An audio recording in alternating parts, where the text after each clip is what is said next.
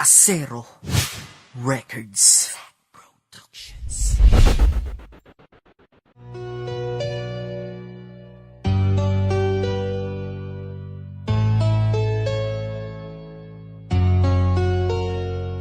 Dear Duterte, ikaw na po aming Pangulo. Ikaw huling pag-asa na limutin ng pagsuko. Pinas ay napasubo, ngunit ikaw ang sugo upang pigilan aming mga luha sa pagtulo. Sino ba naman kasi ang di maiiyak? Ipapakain sa pamilya namin ay hindi tiyak kung meron ba o wala, kulang ba o sapat. Pondo para sa amin napunta kasi sa di tapat. Pinaghirapan ng mahirap napunta sa kanila, pero sa'yo kami tiwala. Di ka ganun, di ba? Ang tiwala at ang puso ng Pinoy na sa'yo po. Kaya nga ikaw ang binoto namin para maupo na kami ay itayo mula sa pagkakadapa. Abot mo sa amin pag-unlad na di pa namin nakapa. Aming pagpili sa iyo, sana kami may mapala sa mga dating umupo kasi kami ay nadala. At alam ko po Pangulo na nakikita mo pamilya nasisira dahil lang sa bawal na bato. Hindi nakakaiba to, mapipigilan mo ba to? Sasaluhin mo ba problema na sa'yo ibabato? Dahil alam mo naman Pinas madaming suliranin. Taghirap na nga kami, lahat pa ay kukunin sa amin. Swerte na kami kapag may isa saing na bigas. Ang mahirap pinahihirapan ganyan sa Pinas. Dahil bawal ang trabaho, tingin ko di ganon. May trabaho ngunit di sapat dahil sa korupsyon. Mga bilihin mamahalin habang maliit ang sahod. Di makatarungan kapalit ng aming mga pagod. Dahil dyan nag-a-abroad, di bang Pinoy nagsapilitan? Paghihirap o pangungulila ng pagpipilian. Pagbalik mga anak di nakilala ang magulang. Di sana ito nangyari kung gobyerno di magulang. Sana wag magkulang iyong pamamalakad. Sana sa iyong kamay na bakal ay maging mapalad bawat buhay namin ng mga Pinoy at Pinay. Dahil pagbabago kay tagal na naming hinintay. Sa paghihirap po kasi sawang-sawa na po kami. Mga makapangyarihan sa Pinas kami inaapi. Sila ay mga tao ngunit asal ay pang-animal. Mga buwaya forma ay disente ngunit kriminal. Kapag mayaman ang nagnakaw, ang tawag negosyante. Pag mahirap ang nagnakaw,